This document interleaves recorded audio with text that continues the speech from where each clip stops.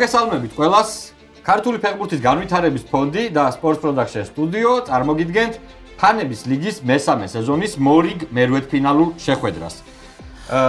როგორც იცით, ჩვენი ამ სეზონის პრიზით საკმაოდ ესეთი საინტერესო და სოლიდურია ფეხბურთის მოყვარულებისთვის. ჩვენ გამარჯვებული, ამ სეზონის გამარჯვებული წყვილი გაემგზავრება 2026 წელს საქართველოს ნაკრების გასვლით შეხვედრაზე, რომელიმე გასვლით შეხვედრაზე.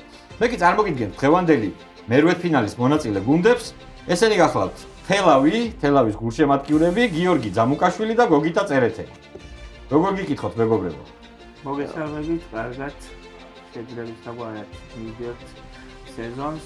გუნდი ცოტა გამოგვიცოცხლა და იმედი გვაქვს და ყველაფერს შევეცდებით, რომ დავჭერთ უმაღლეს ლიგაში.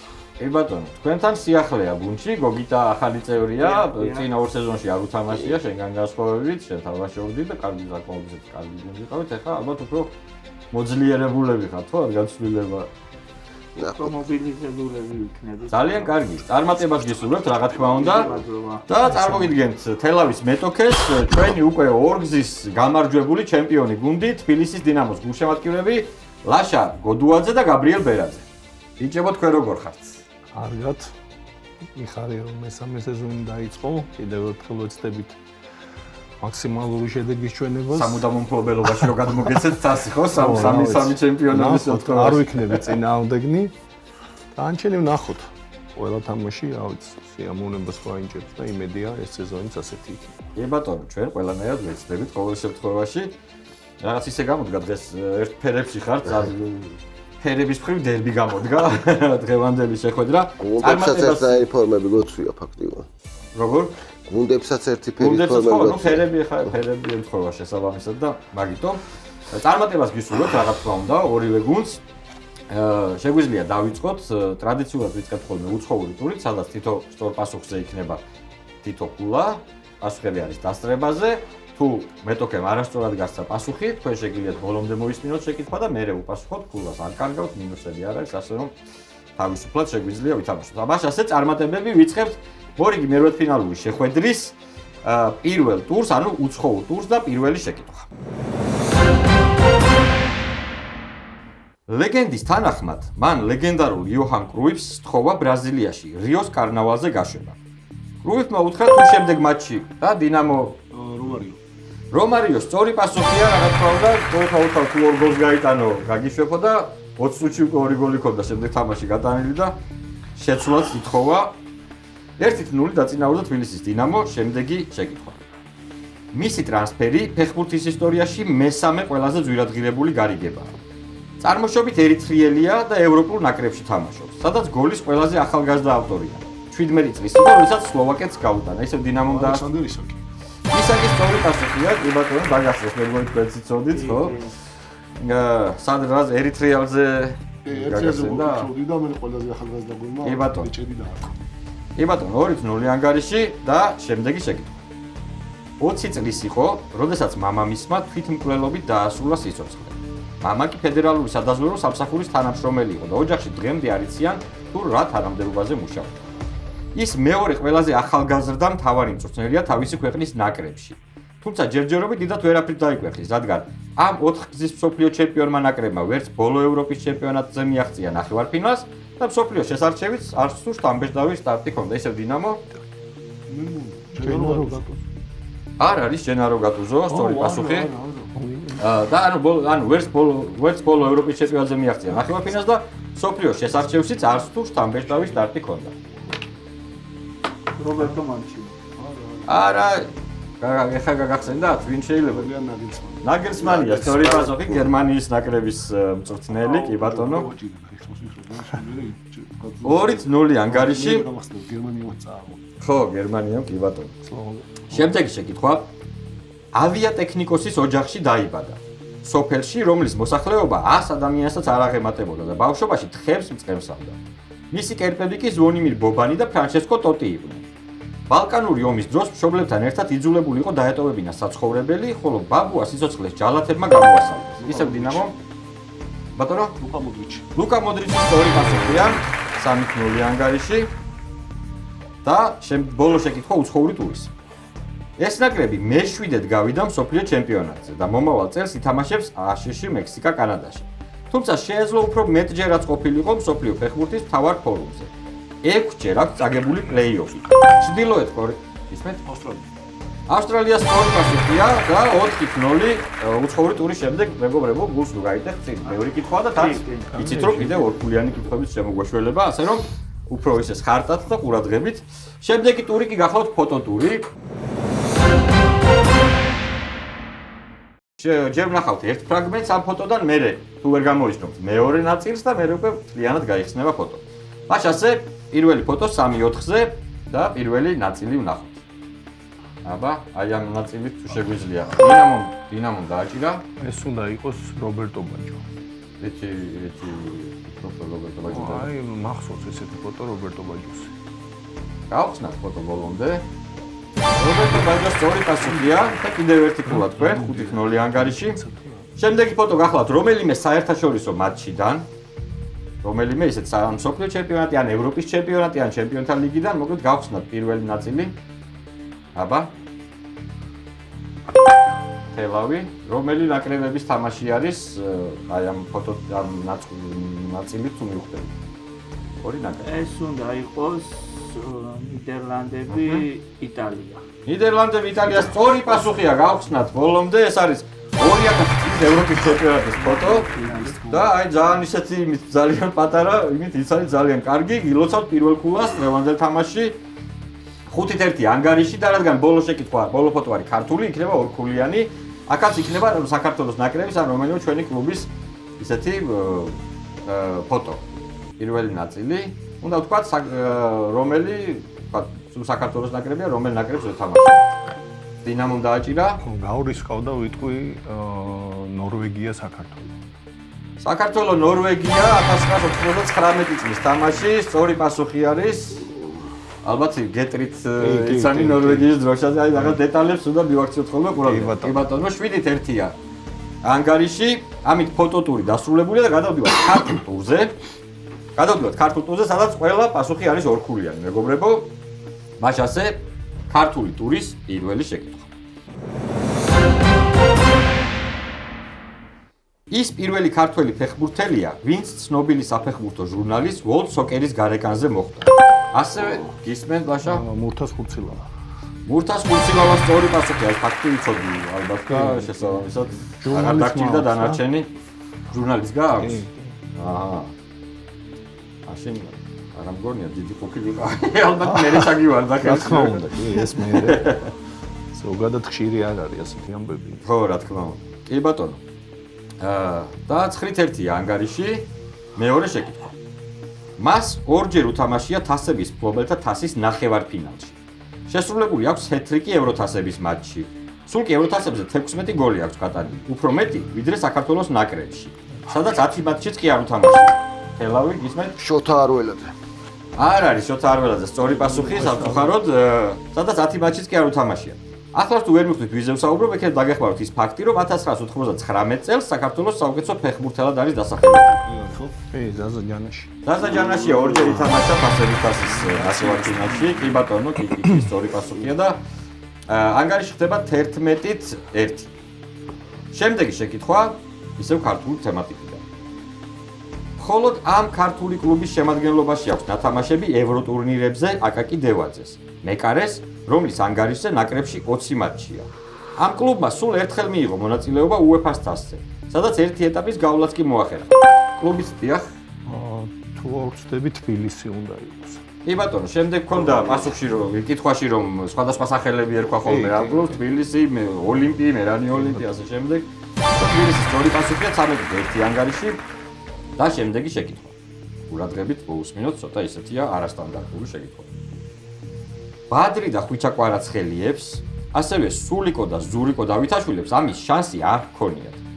შანსი ჰქონდათ, მაგრამ ვერ გამოიყენეს კახა და ბაჩანა ცხადაძეებმა და ოთარ და ლევან კორღალიძეებმა.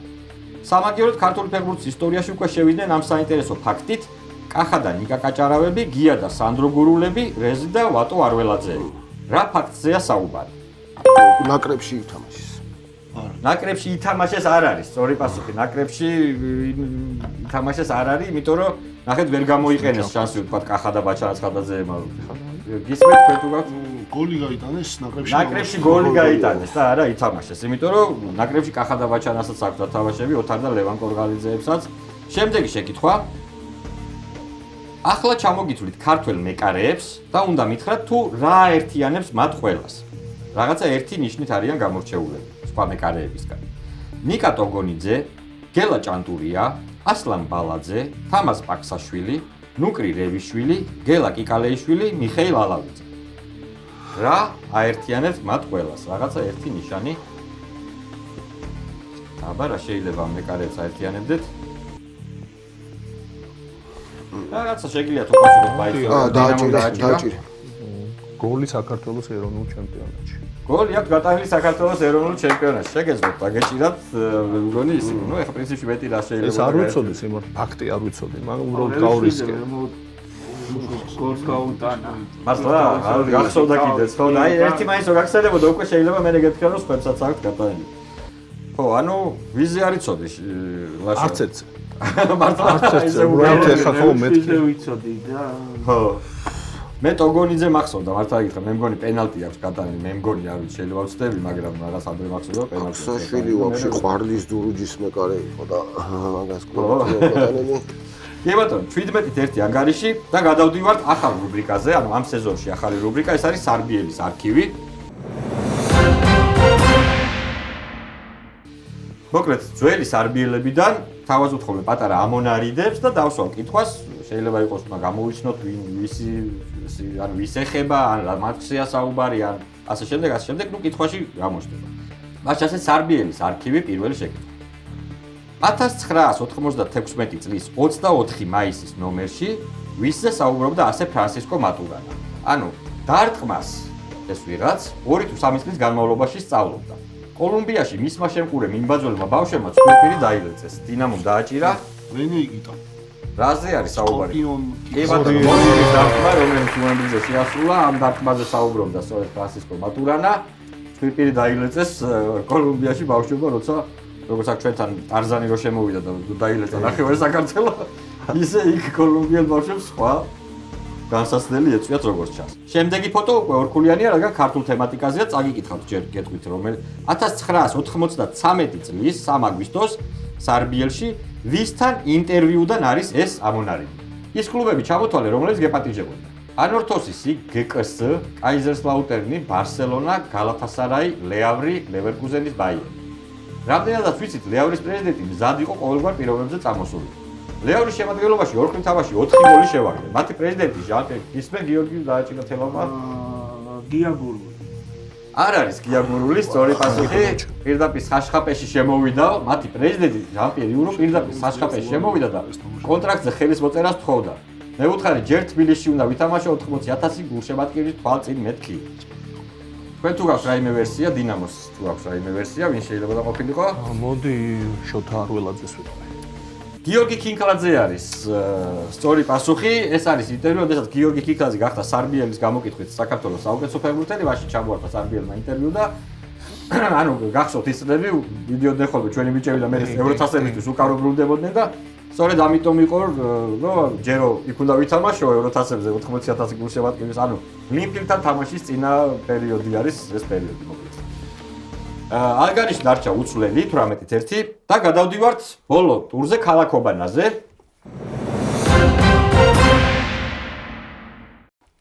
ქალაქობანაში მას ასე ამოვა რაღაც 100 და მე დავსვამ კითხვებს შესაბამისად უნდა ჩამოვწეროთ ნაკრები, კლუბი, უცხოელი ფეხბურთელი, ქართველი ფეხბურთელი და მწვრთნელი, რომელთა სახელებიც, გვარებიც ამ 100-ზე იწყება. მას ასე დავატრიალოთ თუ შეიძლება დოლურა.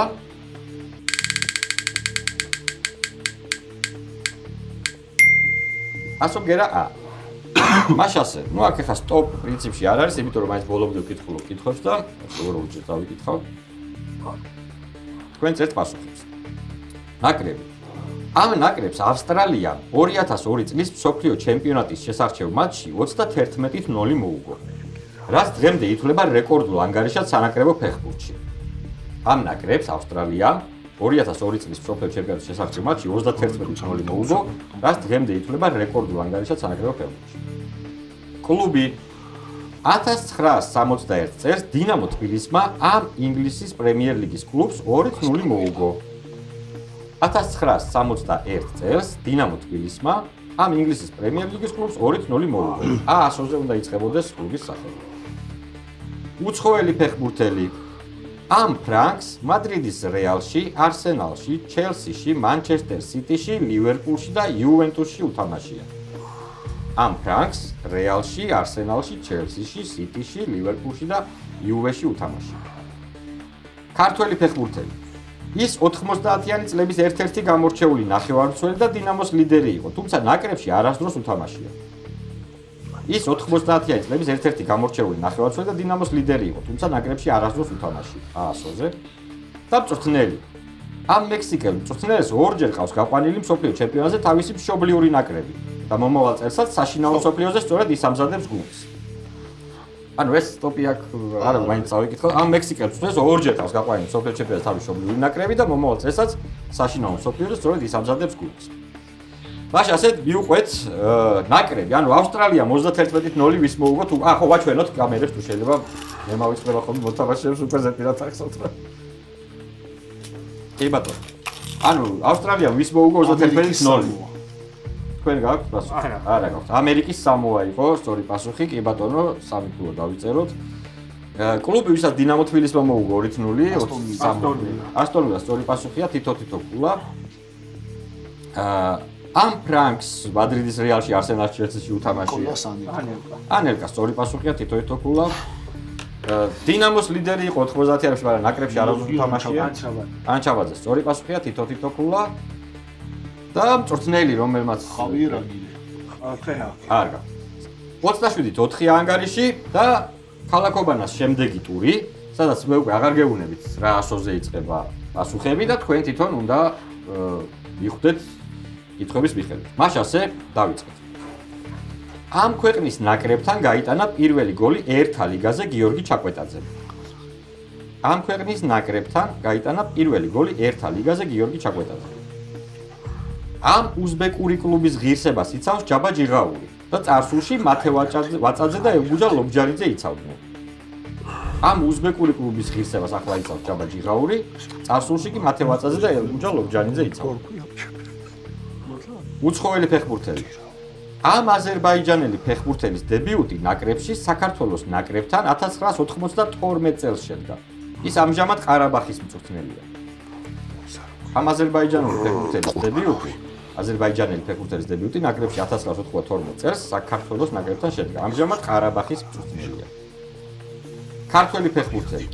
ის პირველია, ვინც ნაკრებში დუბლის შესრულება მოახერხა. ის პირველია, ვინც ეროვნულ ნაკრებში დუბლის შესრულება მოახერხა. და მწვრთნელი. მას ორჯერ გაუწვრთნია საქართველოს ნაკრები და ასევე ტორპედო და დინამო თბილისი. ტორპედო ქუთაისი და დინამო თბილისი. მას ორჯერ გაუწვრთნია საქართველოს ნაკრები, ასევე ტორპედო და დინამო თბილისი. მაშ ასე, მეგობრებო, შეგვიძლია დავიწყოთ, ვნახოთ აბა ვინ და ასოზე აიღო თავიდან აქცენტი. ხო ვაჩვენოთ ისინი, მართალია. და დავიწყოთ ნაკრები. ამ ქვეყნის ნაკრებთან გაიტანა პირველი გოლი ერთა ლიგაზე გიორგი ჩაკვეტაძე. ყაზახეთის სწორი პასუხია თითო ქულა. უზბეკური კლუბი, რომელშიც ახლა ჯაბა ჯიღაური თამაშობს. ყაირად. არა, ყიზილყუმი არის ეს კლუბი. არც ეს არა გაქვთ პასუხი, ანუ 28 ანგარიში. აზერბაიჯანელი ფეხბურთელი, რომელსაც დებიუტი ჩვენ ნაკრებთან ჰქონდა და ამჟამად ყარაბახის მწვრთნელია. სწორი პასუხია თითო ქულა ორივე გუნდს. 29-6. პირველი ვინც ნაკრებში დუბლის შესრულებაში მოახერხა ქართველი ფეხბურთელი. ყიზილაშვილი, სწორი პასუხი 3 ქულა. თქვენ მეგობრებო, ანუ 32-6 და მწვრთნელი, რომელიც ორჯერ წვრთნია საქართველოს ნაკრებთან. ვინ? ყიფიანი. თითო ქულა. ისე გუნდებს, მაშ ასე 33-7 ამ მერვედფინალურ შეხვედრაში გაიმარჯვა თბილისის დინამო და გაუდგა მეოთხედფინალისკენ გზას. მე კი ძალიან დიდი მადლობა მინდა გადაგიხადოთ თქვენ ბიჭებო მონაწილეობისთვის. დიდი მადლობა თელავს. მე დარწმუნებული ვარ, რომ შემდეგ სეზონებში კიდევ უფრო უკეთესად იასპარეზებთ. თან ალბათ ცოტა წილის წესს უნდა გაგიბართოთ, բայց ყოველ შემთხვევაში ორგზის ჩემპიონი გუნდი არის და ჯერჯერობით ჩვენი ტურნირის ფავორიტები არიან. რა თქმა უნდა, წარმატებები თქვენ კიდევ ერთხელ ძალიან დიდი მადლობა. მე კიდევ ერთხელ გეტყვით, რომ ჩვენი პროექტის წარმომადგენელია ქართული ფეხბურთის განვითარების ფონდი და Sports Production Studio. ჩვენი გამარჯვებული წვლილი კი მომავალ წელს გაემგზავრება საქართველოს ეროვნული ნაკრების გასვლით თამაშზე ჩვენი ნაკრების საქომაროდ. კარგად გრძანდებოდეთ, მეგობრებო, კიდევ ერთხელ ძალიან დიდი მადლობა მონაწილეობისთვის და წარმატებას გისურვებთ უკვე შემდეგ წრეში. მადლობა თქვენ.